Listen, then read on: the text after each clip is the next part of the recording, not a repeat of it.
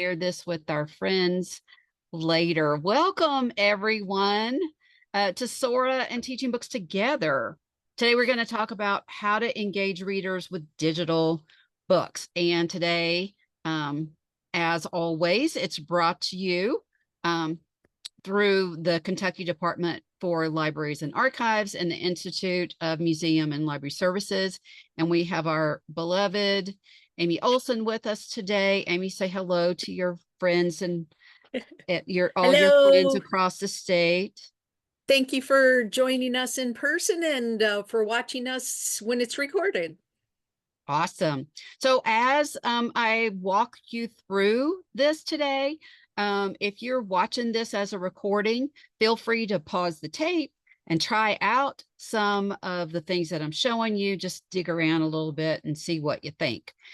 So here's the premise of today. We're going to talk about how to engage the readers with a book and support curriculum at the same time and engage their interest at the same time so that they learn while they're reading, they're engaged while they're reading, and we just check lots of boxes. So how can we do that? So one way that we can do that is with, of course, teaching books, because that's the whole purpose of teaching books. It just last week celebrated its 25th year in existence. And the purpose of it is to deepen connections of kids with the books that they're reading, whether they have to or whether they want to. Now, some of you know that Teaching Books was purchased by OverDrive 4 years ago. And slowly but surely, we have been starting to integrate our resources with their books.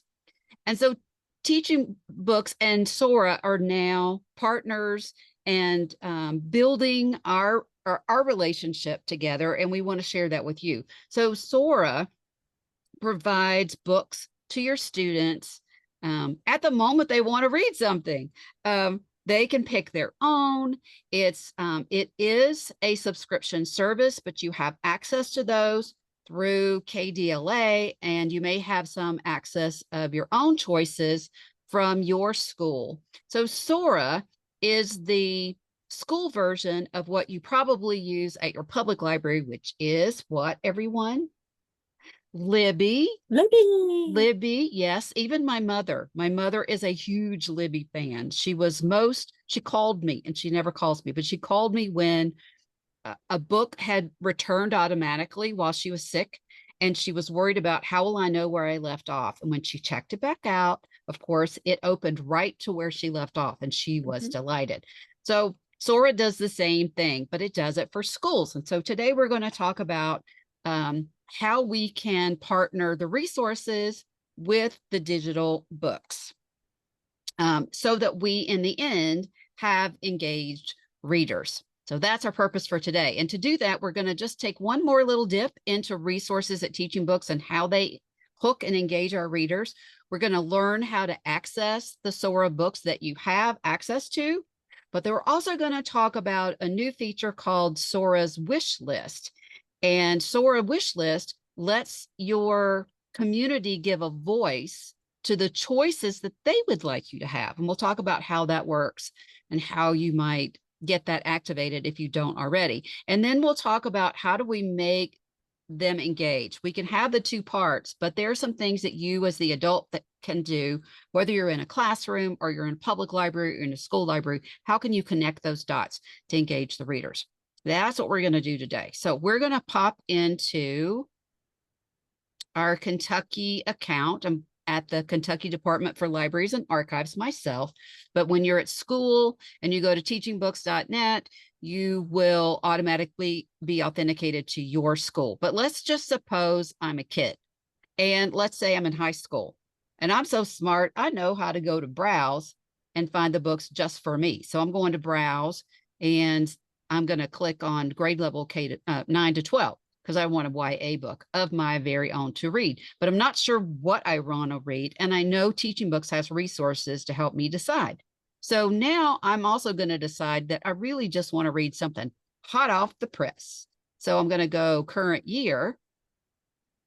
And now I want to look at a book trailer. So I can go down here, and now I've narrowed the high school collection to this year with a book trailer. And now I can take a peek at some of what my options are. So I'm going to choose Suzanne Collins because I love the Hunger Games because I didn't have to live it.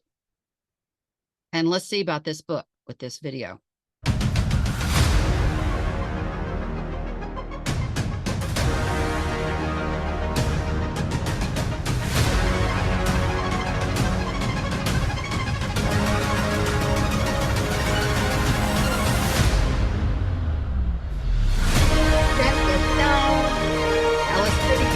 And I didn't even have to watch but 20 seconds of it. And I know, oh, this is something that I want to watch. Another way that they can choose what to read is they can come to a place where they'll only get this at TeachingBooks, and that's the Meet the Author recordings. So I can look at the Meet the Author recordings, and right here is the beloved Candace Fleming, who writes all amazing things nonfiction. So I'm going to take a peek at that, and let's take a listen to her Meet the Author recording, where she tells why she wrote this book. Well, I'm going to start by saying that, like, on the surface, this book is about cults, particularly one, People's Temple, and it's about its charismatic leader, Jim Jones.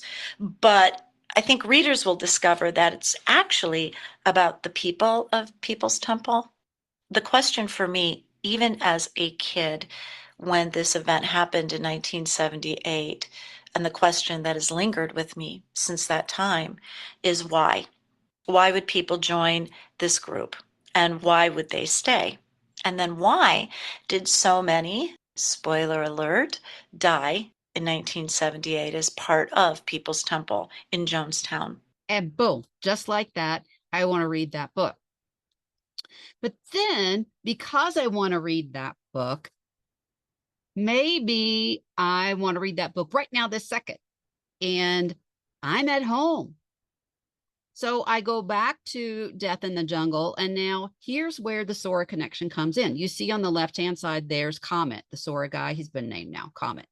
And if I click this, I can check this book out on Sora. I can go from TeachingBooks, listening to the resources, deciding on what I want to read next, and I can go right from here to get the book no matter where I am, no matter what device I'm using, whether I'm on a Chromebook or an iPad or an Android or an iPhone. Is there anything else? Some kind of tablet. I can get, as long as I have an internet connection, I can get that. So now I have options. In this case, I can get the audiobook or I can get the complete ebook. Now, here's another thing you should know about TeachingBooks. I can also view the ebook preview without leaving the TeachingBooks platform. So I go here, and now it's going to show me what this book looks like. It's going to depend on the publisher, how much you get. But this is great for not just kids trying to decide what they want to read, but for you as an adult to decide, is this a book I want to read out loud? This is a book I want to share with my students. Let me back up. Because one of the things I notice is it has a bibliography. It has an index. So it has all those nonfiction features I might want to use. Even got key people. So it helps me keep track of all the people that are going to come up in this book. So this one has a pretty good ebook sample. If the book has an audiobook, you'll also see a book reading. So I can come down here, and here's an audiobook excerpt. So I can listen to the audiobook excerpt. And here in this case, there's also a video book reading from the author. So let's say I decide I want the complete ebook. So when I click on it, it's going to take me right to my Kentucky libraries, where I can put the book on hold because it's checked out, or I could read the sample here. I can add it to my wish list. I can read more information about it. I can see how it's available. I can look at the reviews if I want to. I have all this information right there at my fingertips at the moment I decide that I want to read the book. But now I'm going to have to sign in. So you want to make sure that you have a Sora account or you have a Libby account so you can dig around and play yourself. but also so that you can model this for your students. And the same thing's going to be true if you chose the audiobooks. If I click audiobook, same thing. I can place a hold, or I can check it out. I can listen to a sample. I can add it to my list. I can learn more about the book, and I can go from there. So that's basically how it works. It's that simple. Dig around, figure out what you want, listen to some hooks, read some hooks, and then sample the book, look at your options to read the book under book readings, and they'll be bound in blue so that you can decide, what do you want to do when you get there. So let's try another way of searching. How do you know what books are there? So they're going to come about just as you're randomly searching. Let's say, for example, let's say one of the hot new books of the year for middle and upper elementary is Max in the Land of Lies. I keep wanting to say spies, but it's lies. But it's World War II, and Max is back in book 2. And then I go, oh, look at this. My blue guy is gray, and it's not because he's sad or it's foggy. It's because, guess what? Request for Sora, we don't have it yet. So all I have to do is open that box up, and then it's going to ask me, what format do I want it in? Do I want it in audiobook, ebook? What's the purpose for this? And then you can write any little notes that you want, and then submit that. And then whoever is the keeper of the wishes will get a report on the 5th day of every month. And then you take all of those wishes from the report, and then you can turn around and purchase them in your Sora marketplace. And now what you've done is give our readers an opportunity to have voice and choice about the things that are in their library collection. And that's as simple as it is. Let's just do a general search. Well, let's just go from here. If I do historical fiction, maybe that's why I chose Max. If I look at the historical fiction collection, you can see even right here a variety of blue comments, so I could check it out, or gray comments, I can request it. You see how simple that is? Blue is yes.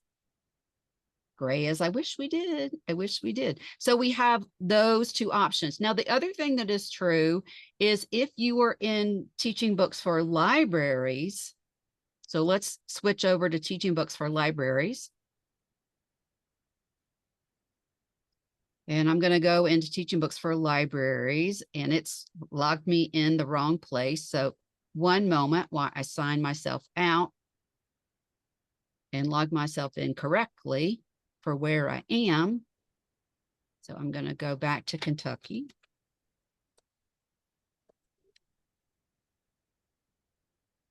Could also sign in with your library card. And now when I do a search for historical fiction,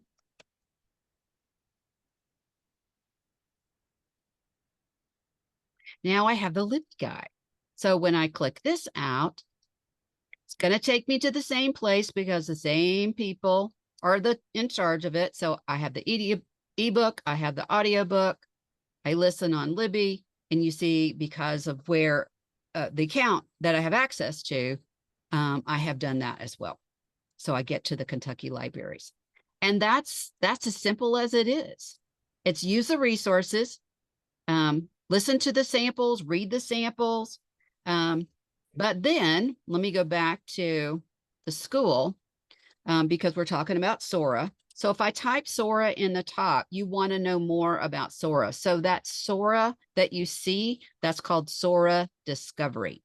Any institution that has TeachingBooks and Sora will now see Sora Discovery. And so with one click, boom, you can get right into your Sora collection. So that's how it works. That's how simple it is. We just saw that in less than 10 minutes. And then we have wish list. So it may be that your wish list hasn't been turned on. And there's two ways it can be there. It can be the one that I showed you, which is the educator version, which gives you an opportunity to say, I want to teach with this. I want to support curriculum with this book, which might be a factor in how you decide which books you'll purchase. But a student, will just ask them. They can go in anonymously because they don't have a sign in at TeachingBooks.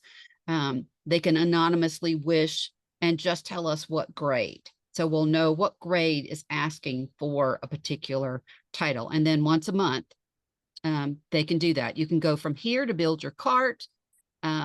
Your spreadsheet has so much information on it to help you decide what to do. And then if you're the Sora account manager for your school or your district, then you can activate the Sora wish list just from clicking on this button and filling out a couple of things. Now, here's the thing about promotion. That's the most important thing. If they see it, it's very intuitive. We have found that people just click and go, right? They see that and they're sad because they can't have it. But then they see, I can ask for it. Yay, I asked for it. And that is very empowering, right? To give them that voice and choice. So you can copy this text or email this message to somebody so they know what discovery is. And then there's also the same thing for the wish list. So you can send that to them as well. So we have options for promoting wish lists and for promoting Sora discovery. There's also frequently asked questions. There are some exceptions. It doesn't work with PLC. And if you don't know what that is, let that go. That's something you don't need to worry about yet. Ask me if you want to know, or ask your Sora person. Ask your public library person. That's a great person to ask. But then there's also information. If you need help with Sora, maybe you're watching this and you don't have Sora. You don't even know what that is. So you can go to Sora Help and get some help to get started with that. There's also an amazing resource center for Sora. And they have, all you have to do is choose your K-12 school, and then you have how-to webinars. There's all kinds of suggestions for reading, how to promote it with students, get to know the app, so many kind of things. So the next thing you want to do is, once you've got all those things done, is you want to promote it. Now, how are you going to do that? Just like with any other database, if you need to know about it yourself. So get yourself a TeachingBooks account. Make sure that when you log in, it says, welcome, Deborah, welcome, Amy, so that you can use all the tools. And then if you don't have a Sora account, get yourself a Sora account. It's one of my favorite things. I use mine every day. See, I'm already logged in. I have 81 times met my goal of reading, my daily reading goal. You can see the things that I'm reading, but then here's one of my favorite things. I go to me, and here's my overview. I see my milestones, my challenges, and then look, here's my badges. You get all these great badges when you're reading from Sora. I can go back to my home page and I can see where I've highlighted lines that I liked or notes that I took, and all of that, words that I've asked for, how do you say those? And so what you want to do is go back and use this in your classes. Model it for your students, model it for your colleagues, show them with your phone how I left off reading here, but I open it up and it tracks where I am. So there are all kinds of ways. It's hard to sell something you don't know anything about. So that's my encouragement for you, is to read some on your own. Yes, print books are great. We love print books, but we love to be able to read at the moment we don't have anything print in our hands. The minute I finish a book, boom, I can have a new one, even if I can't get to my library. Your library is always open with your digital books. Mm-hmm. So we have talked about discovery and wish list. Here is a statement that I got after the first report got them out in California. And she said, I bought them all. And she said, my people are so, so excited. So it's a great feature for you to try out. So what will you do? Here's the checklist. I'm going to send this to you in your follow-up email. Do you have places for them to get to TeachingBooks? If they can't even get to it, if they don't know where TeachingBooks is or what it is. So make sure you're modeling that. Make sure you have your own logins for TeachingBooks and Sora.